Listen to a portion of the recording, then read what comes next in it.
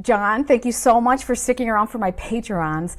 I know that you wanted to talk about the cuck system, which I want to hear more about too. And then I have some questions about what you think the nature of aliens are and what the heck are they? So can you first talk about your investigative system and why it's important and how it works? Yes, I developed, and I show this in all of my presentations. I show it several times. It's called the cuck investigative system, and it is CUCK,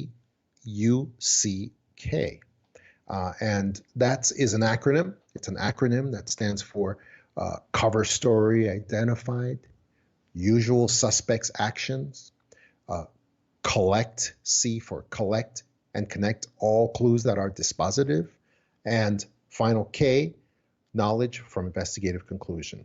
And I remember it this way, as in, don't be a cuck for the deep state, for the cabal. Okay, that's a good way to remember it. Remember the acronym. And so it's a system that is completely inappropriate to use unless you're in an Orwellian society where all information is controlled by corporate media. That's the only time it's actually appropriate to use because of the assumptions that it makes at the outset. So it was something that I actually developed during the Soviet Union, for instance, during the Soviet Union when people were living that Pravda information system in the Soviet Union. The assumptions are that the information's being hidden from you. That's the beginning assumption. Completely and totally, yes. Okay, which is what we're information living system through. Structure that you're living in is completely false and deceptive. Yeah, it's the only way the cuck system works. Because of course, the first assumption in the cuck system is cover story is identified. The C for cover story identified. So it has to, and this connects to other things in my presentation as well, like the DeSouza rule of reverse corroboration. When you have institutions that are known for deception, try to give you a story, you immediately know that story is not true. You can assume that is not true. So therefore, we look for what's underneath it. What's the real agenda underneath that story? Because you have a reverse corroboration, you see? Like, and what that institution is differs for everybody. Like for me, NASA is it's a completely discredited organization. Ever since 1970, 72, I think, or 77, when we stopped all moon landings. We stopped all moon landings, and they never gave us any explanation as to why that happened. By the way, that was also stopped as a program in the Soviet Union at the same exact time. For and 50 all around years. The world, everyone. Yeah, and no explanation, except once in a while somebody would, a president would say, oh, it was economics, which makes no sense, of course. That's absolutely not true. That's absolutely not true. Because we continue to spend the same amount of money, just not on going in something useful like going to the moon. So to me, anything else that NASA says after that has no credit to it whatsoever. You see, so that's to me that NASA is completely discredited as an organization as far as the truth of anything that they say. As soon as they say something, I look for what the real agenda is behind it. So anyway, cover story identified, and I go through exercises with people to show them. And let me see, I have this. For instance, I did this with the Epstein story. Epstein, we were told by mainstream news, discredited organizations, fake news. We were told the cover story. And so you look for, what is the cover story? Okay, the cover story was Epstein is an evil sex trafficker. They always included that in the story. Epstein has attempted suicide one time before, okay? This is the cover story under the cuck system. Epstein now completed his own suicide with no involvement from any of the many evildoers that want him dead, okay? That's the complete cover story that went all over the world through thousands of media outlets, fake news outlets, went everywhere. And then we have to look at the usual suspects' actions. Well, who are the usual suspects? They are mainstream news outlets, the newspapers, news programs, websites, global wires, all reporting the same exact cover story. Also, look at the authorities in New York City and the federal government made no attempt to prosecute the warden of the jail where Epstein was being kept. They just, it's like they just dropped it. They made no attempt. Well, Jimmy Boots. No, actually. Go ahead. Yeah, actually, the warden got a promotion, got transferred. Oh, for God's sake! To a bigger prison. Well, and that's a bigger prison where he was out of. Sorry, she was out of reach. Well, and that's what Rothstein was saying. Mainstream. He's like, nothing's going to happen. It's going to be this, like, all this noise, and then I'll eventually die, and then they move on. He was. That's how it works. And also, it is. But go ahead. Also, we have to look at other usual suspects. Commentators and the information officers of the globalists used this period to refrain from commenting on all the names of politicians and elites that were on the Epstein lists that were released during this period. These lists were released and names were released. And yet the information officers, which I include the late night hosts, who used to be funny a long time ago and who now are nothing more than information officers for the globalists, they refrain from saying anything about the names of politicians on the Epstein list. In other words, they took this opportunity to only talk about the Epstein suicide. So that's the usual suspects' actions. Then you have to find what are to collect the dispositive clues. What are the a dispositive clue is a clue that has so much weight, so much probative value that could actually decide guilt or innocence by itself. That's a dispositive clue. That's so we skip over all the smaller clues and we go to what are these dispositive clues are something that happens like maybe like once every 10 years or even once in a lifetime. And that's when we know we have a dispositive clue. Well, in this review of dispositive clues, the previous attempted suicide appears to have been revealed as theater. It was revealed as theater to set up the plausibility of this later act. Because if you really drill down on the previous attempted suicide, it made no sense. There's nothing to it that actually makes it like a real attempted suicide. He had 8 hours. He had been taken off suicide watch. He had 8 hours to himself. He could very have easily killed himself during that 8-hour window, but he didn't. And instead, just something he was found. It was just a really badly set up theater, basically. Also, just prior to this, there were two, not one, but two massive blackouts affecting the portion of New York City where the MCC is situated. Two massive blackouts. And people were speculating that those blackouts were being used to try to murder Epstein. That's what the cause of the blackouts. So that's what the blackouts were for. It turns out they were being used, but not for that. Also, the excellent true investigators on 8chan, the best investigators we have today, just a bunch of young kids sitting at their computers, and they are the ones who first exposed the Obama birth certificate as being a fake composed document. They are also the ones that exposed the pictures of Osama bin Laden when supposedly Obama got him, and with SEAL Team 6, they exposed those pictures also as being fakes. They did the analysis, the forensic analysis, and they showed. Anyway, these guys are the best, and much better than the FBI. They're,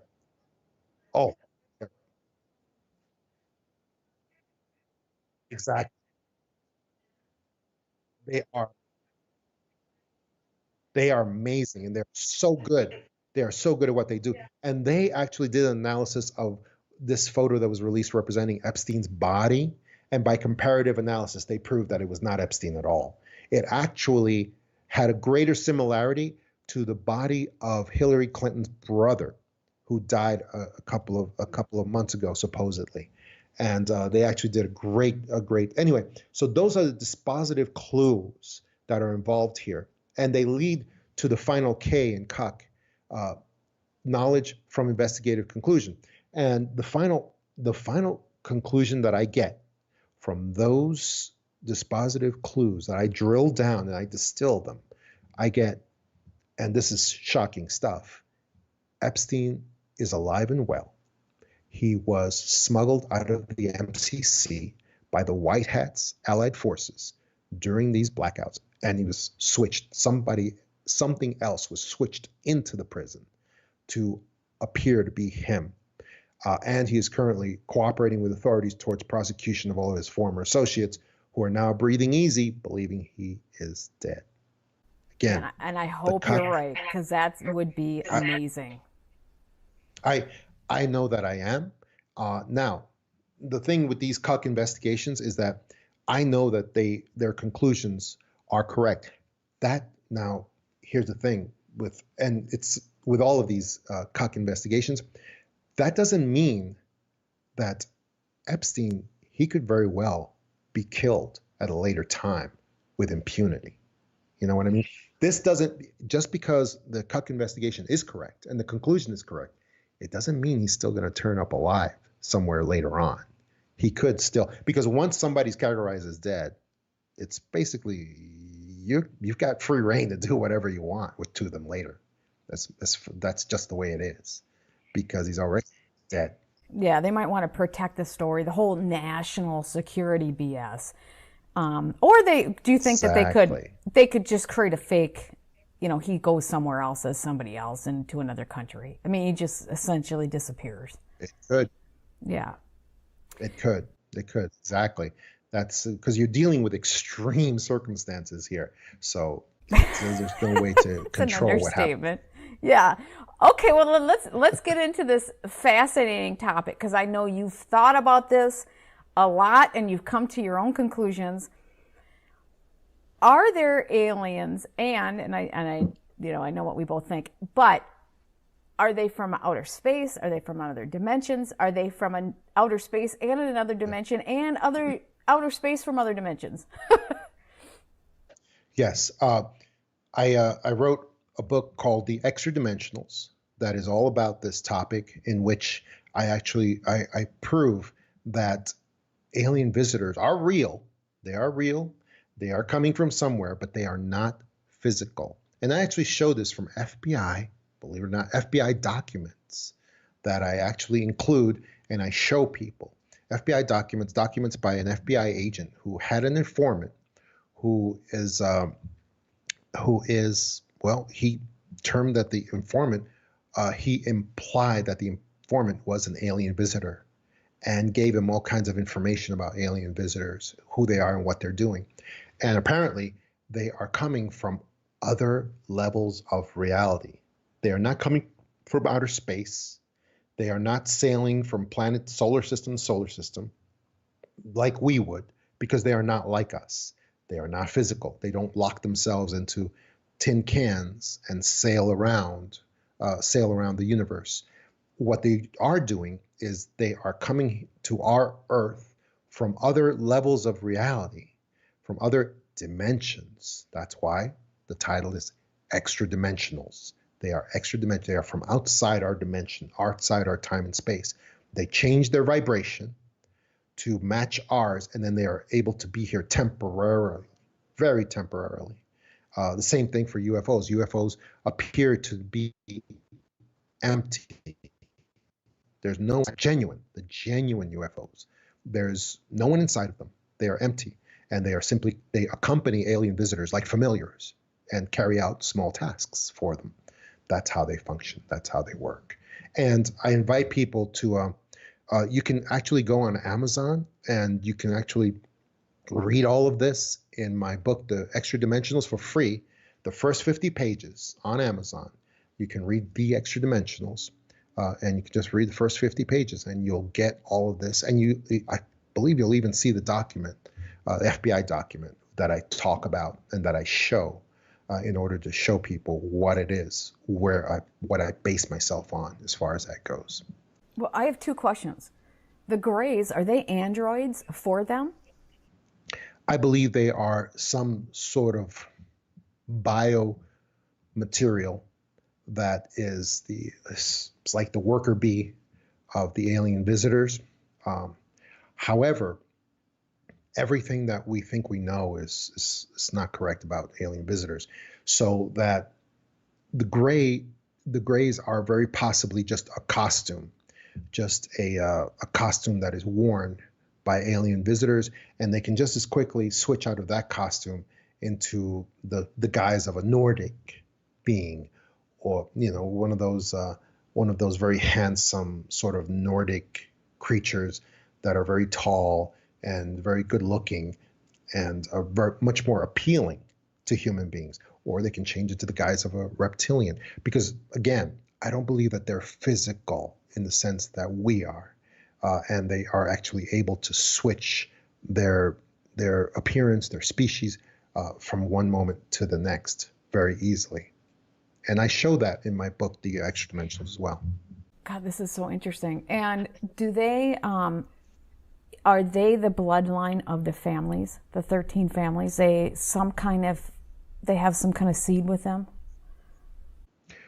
They do, going back, because malevolent portion of alien visitors do have a very close alliance with the 13 bloodlines, the families that try to dominate the earth.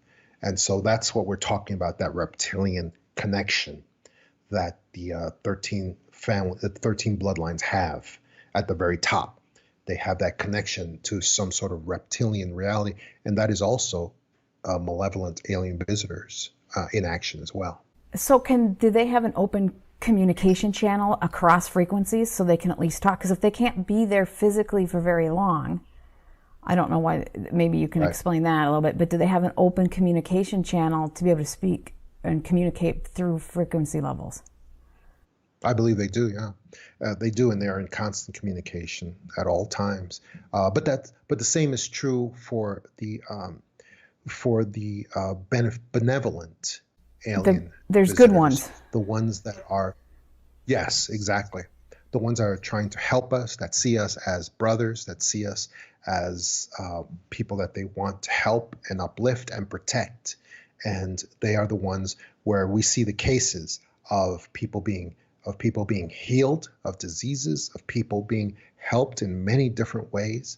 And that happens all the time as well. So the benevolent alien visitors are out there as well, also communicating, also helping us at different times, all the time. Why can they only stay here for a short period of time? Have you figured that out?